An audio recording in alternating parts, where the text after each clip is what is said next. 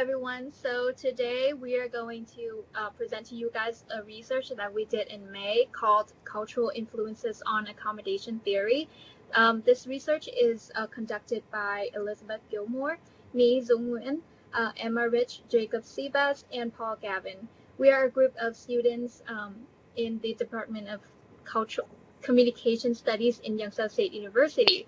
So to start off, I would like to give you an overview of what our study is about.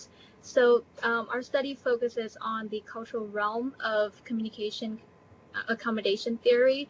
So what basically accommodation theory means is that how and why people change their communication patterns when they are in a culturally unfamiliar situation. So our results show that people notice changes in their communication behaviors in when they interact with people from different cultures. So a little bit of context to our study. I actually looked at the diversity of the in the United States. It's actually getting more and more diverse due to immigration and upward trends in other countries studying abroad in the U.S. Myself is an example. I come from Vietnam and I come here to study abroad. So this data I got from Data USA in 2017. And also I looked into the diversity of Youngstown area in Ohio, which on the other hand was not very diverse. Nearly half of the population in Youngstown area was actually Caucasian, and the other half is actually African American. Only about 5% of other ethnicities are represented in this area. However, I looked into YSU data and saw that Youngstown State University actually saw a substantial growth in international enrollment in recent years. Specifically, they reported nearly 350 international students enrolled and interned in the university in fall 2016, but there were nearly 600 international students in fall 2018. So due to that really substantial change, we're really interested in seeing how the community in Youngstown State University actually change their behaviors when they're interacting with people from different cultures.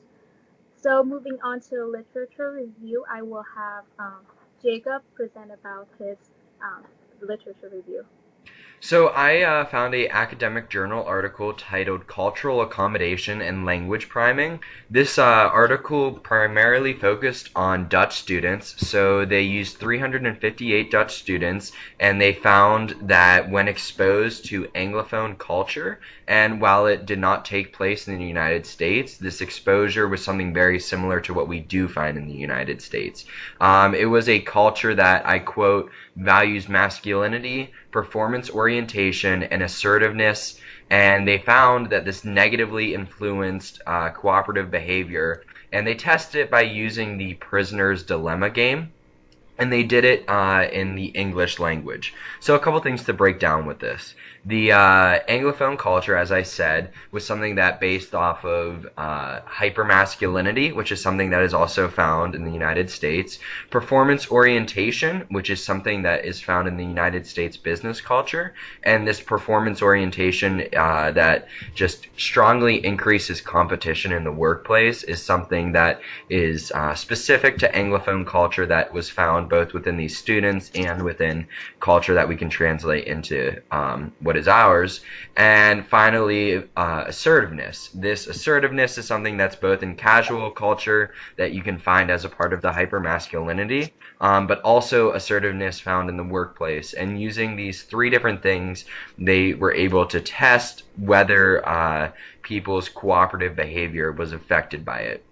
And they found that it does negatively affect it. And as I said, they used the prisoner's dilemma game, which was a game based off of ratting people out in order to get shorter prison sentences for yourself. And They did it in English to make sure that there could be different language priming for it, which all plays into the fact of cultural accommodation within communication. Next. So next is transitioning over to me.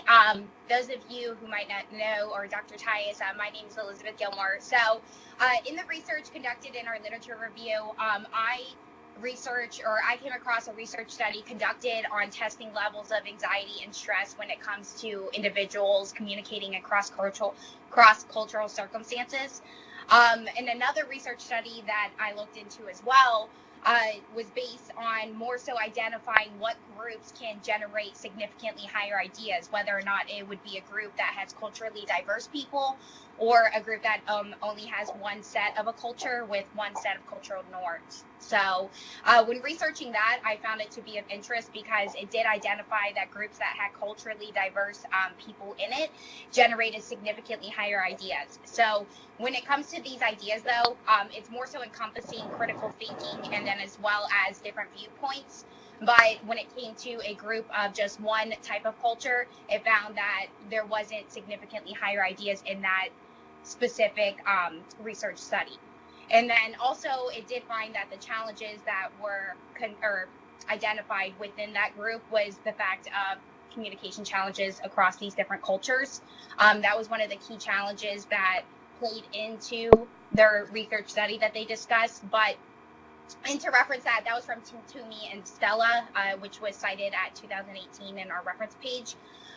But just to go back into correlation with that they did identify different challenges they had with that cross-cultural group, even though they were generating higher ideas than a group with one culture, with one cultural norm. So now I'm going to pass off it back to Zoom. So I looked at 3 research articles. The first one is one in 2002 conducted by Ayoko, Hartel, and Callan. The research name is Resolving the Puzzle of Productive and Destructive Conflict in Culturally Heterogeneous Work Groups, a Communication Accommodation Theory Approach from International Journal of Conflict Management. So basically the research found that culturally diverse work groups with convergence behaviors facilitate productive conflict. So basically when a work group employ the convergence behavior, they actually try to change their behaviors, change their communication patterns in order to emphasize the similarities. That's when a work group employ the convergence behavior, it's actually considered ideal and work towards productivity of the group.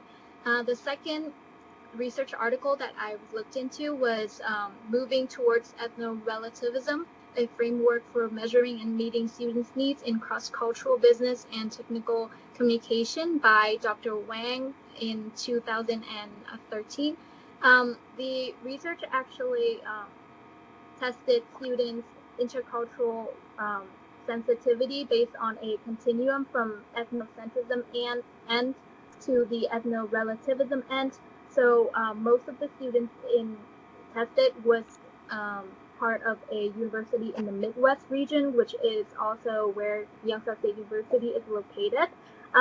So most of the students in this university actually fall near the ethnocentrism end to the middle rather than the ethno-relativism end. So Dr. Wang explained it that the people in the middle actually avoided stereotypes to people from different cultures, but they still tended to use universal values to judge really culturally unfamiliar situations, and they need to be more specific in regarding to cultural situations so that they can judge more effectively. So Dr. Wang also continued to say that the people in the middle of the continuum actually do not really put enough value into diversity, so they're less likely to change their behaviors to adjust to cultural differences. And the last study I looked into was in 2018. That study was conducted by Gordon and Mavida. The study concluded that students with study abroad experiences, living or traveling to another country, or participating in multicultural events on campus are actually scoring higher in their intercultural sensitivity test that they post. Okay, so next will be Paul and Emma. So in my literature review, I had Holland and Gentry from 1999, and they did a study titled "The Ethnic Consumer Reaction to Targeted Marketing," and they explained the importance of different cultures coming to America and growing over the next 30 years, and how marketing people are going to have to accommodate to marketing towards different cultures than just the average Caucasian person. They found that a new model should therefore be in sight and reference in customers' reaction to the accommodation attempt, and they created a framework that helped ethnic groups across the land create a better way to communicate and get the targeted marketing. I will now pass it to Emma for her literature review. Hello, so my literature review was Parch's study in 2014 titled Accommodating Twitter, Communication Accommodation Theory and Classroom Interactions. So this activity showed the use of accommodation theory and social media. Parcha used Twitter as a way to get more people to interact with one another inside and outside of school. He conducted an activity with 2 different speech classes, each containing 25 students for 2 different semesters. Students were required to tweet up to 6 times a week using a one-of-a-kind hashtag that was made by the teacher. Students had to post a critique of someone's work, a reply tweet, and a tweet that isn't related to school. The results found that the students positively enjoyed the activity and thought that this was easier to communicate with each other using Twitter. Students also then thought that engaging with each other in the classroom was easier after using the Twitter activity. Students also, quote, stated that these interactions made the class feel more like a community where each member was important, end quote. So in conclusion, quote, social media and online communication is believed to having adverse effect on social skills and communication among adolescents, end quote. Using Parch's research, it gave great insight on what social media can do in terms of cultural influences on the accommodation theory. Now we're going to be moving it on to the research question by Zhang. Okay. So after we did our literature review, we decided to focus our study on the cultural aspect of the communication accommodation theory. So we put out the question, do people in Youngstown State University actually change their communication patterns when they interact with people from different cultures, and how? So moving on to the methodology by Paul and Emma.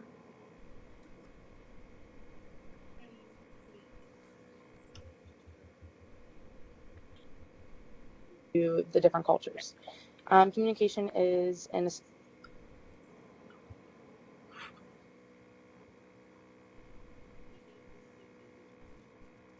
essential part to every different cultures. To pursue the study, we collected our data by So we passed a survey of different people, both male and female, in the Youngstown, Ohio area. Participants were found randomly and were not given any incentive to take the survey. The survey generally took participants about 2 minutes to complete and consisted of 14 multiple choice survey questions and 1 short answer. We came up with these questions as a group and constructed our survey to be brief and clear. We prepared the survey by proposing questions that focused on nationality, gender, religion, along with how they feel cultural influence that affected their diverse areas and the use of it for accommodation theory. Our survey was a paper survey, and we told participants that they had no required, they did not have to complete the survey, there was completely participation. And only we concluded our study that the accommodation theory did have an effect over cultural influences. Over to Jacob for the results. Thank you. So we did find that people do in fact change the way they communicate when they're communicating with various cultures. This all ties into our hypothesis and confirmed that people accommodate when speaking cross-culturally. And some of the results that we found, while we did ask 15 questions, so we found 15 different findings and results for those questions, there was a couple that really stood out to me. Number one is that the most commonly thing changed when communicating is diction. The second most common was tone, and tone was only 2% behind diction for most commonly changed thing. But when accommodating, people generally change what words they use, whether that be changing the words they use with an older versus younger person, or changing the words that they use when a Hispanic person is speaking to a African American person. These are all things that change. Next was that social media does not in fact benefit cross-cultural communication. This was interesting to me considering we pulled mostly around YSU. Granted, there was people outside of YSU, but we found that this cross-cultural communication is not benefited over online use or through social media, and it's in fact only benefited by face-to-face conversation. Next finding that was interesting was that people said it's easier to talk to a different culture if they are at a similar age. This would be like a college student finds it easier to talk to a college student rather than a college student talking to a child. The next thing was that the majority of people do in fact find it difficult to talk cross-culturally. Uh, People said that overall they find it difficult to communicate effectively, and they do not like having to accommodate to talk to different cultures, but they're over time it is made easier, and we found that by asking questions about the diversity in their childhood and how that affected them in the long run. Next, we will look at the discussion.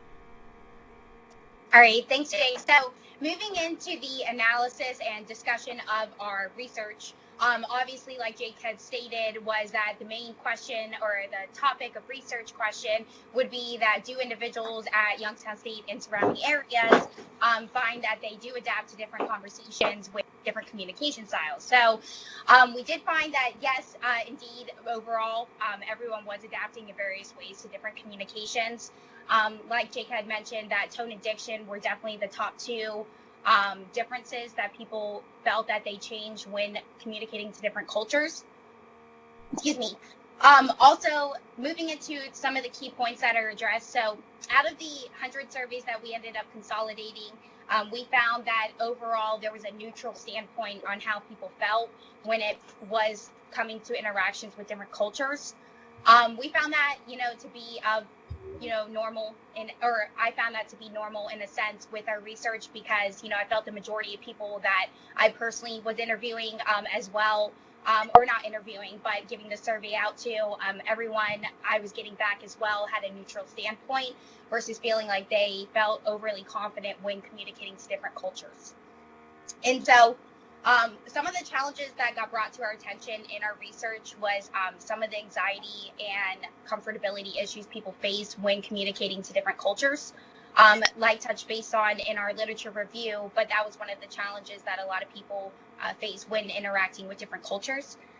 And moving into prior research that was conducted, so kind of giving a synopsis. So out of the research that we had discussed in our literature review based on the research that also we did, is that a lot of our literature review focused more on research studies geared towards language differences, and also comfortability issues, and then different statistics in different realms, versus our research was conducted on one set focus, which was obtaining information on whether or not people identify that they are changing their communication styles knowingly when interacting with different cultures. So we found that to be beneficial to our research, because we were able to at least achieve an answer to the question that we sought out to answer.